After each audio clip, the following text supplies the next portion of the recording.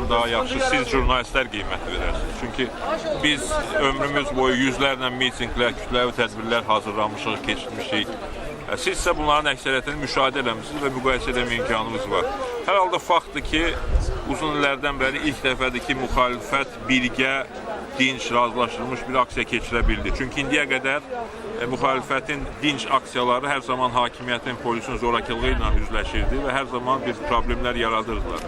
Bu dəfə isə hakimiyyətin bütün müqavimətinə baxmayaraq biz razılaşdırılmış aksiya keçirilməsinə nail olduq. 5000 adam nəzərdə tutulduq, amma bütün neytral müşahidəçilər də deyirlər ki, ən ehtiyatlı rəqəmlərə görə 10.000-dən çox insan iştirak elədi bugünkü mitingdə və müxtəlif yerlərdən də məlumatlar gəlirdi ki, minlərlə insanlar şəhərin müxtəlif yerlərində bura gəlmək istəyərkən problemlərlə üzləşiblər, hətta süni problemlər, əngəllər də yaradıblar. Bu bazar günü hardan bu tıxaclar yaranır, niyə avtobuslar xəttdən çıxarılır bu bazar günü məhz miting ərəfəsi saatlarda? Bunlar hamısı aydındır. Rayonlarda baskılar var, müxtəlif vərəqələr paylayan gənclərimizə, fəallarımıza qarşı problemlər yaradıbdır hakimiyyət. Bu hamısı hakimiyyətin qorxusudur. Hakimiyyətin xalq qarşısında, həqiqət qarşısında, xalqın fəallığı qarşısında qorxusudur.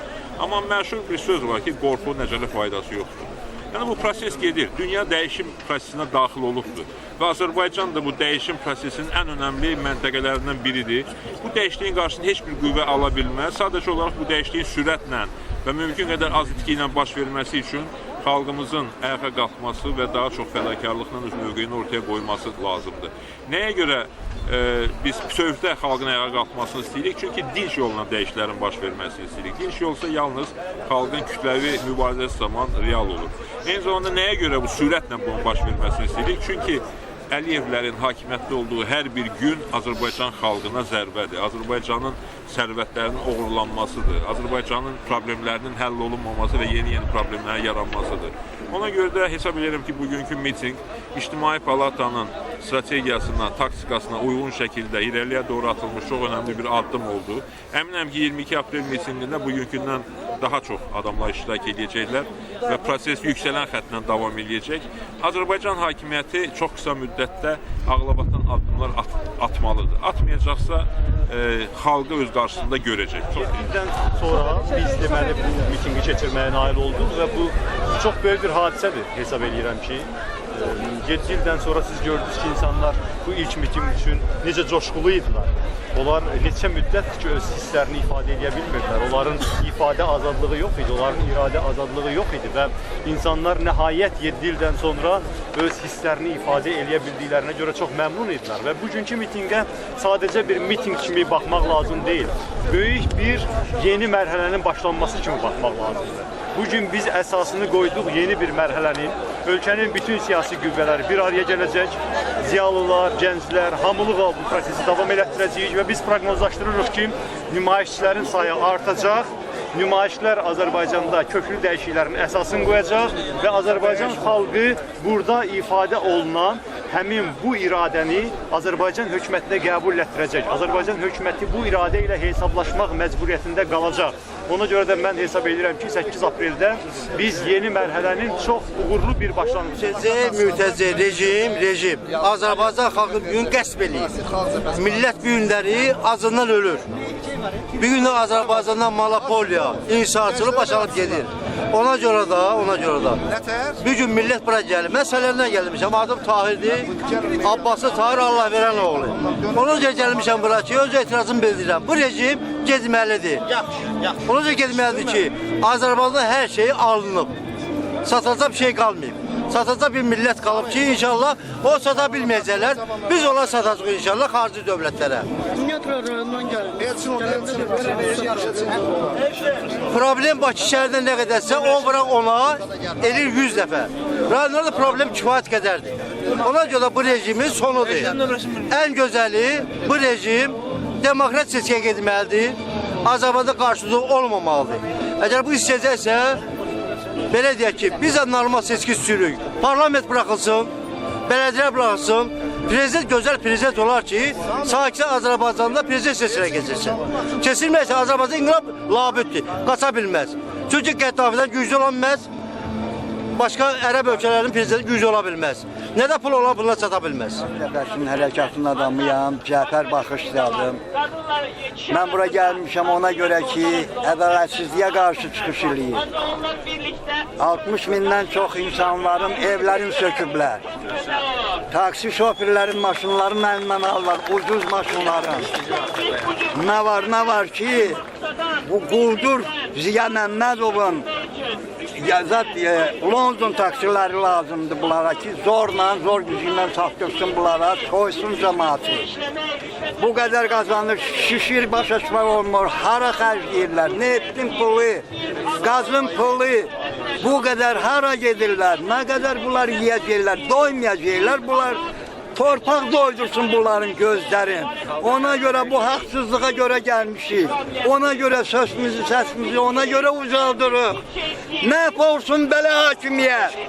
Bugünkü mitingdən əsas tələblərindən biri odur ki, bilirsiniz ki, ölkədə güclü miqdarda korrupsiya başalıb gedir, rüşvət başalıb gedir. Ölkədə qanunlar demək olar ki, tamamilə ayaqlar altındadır.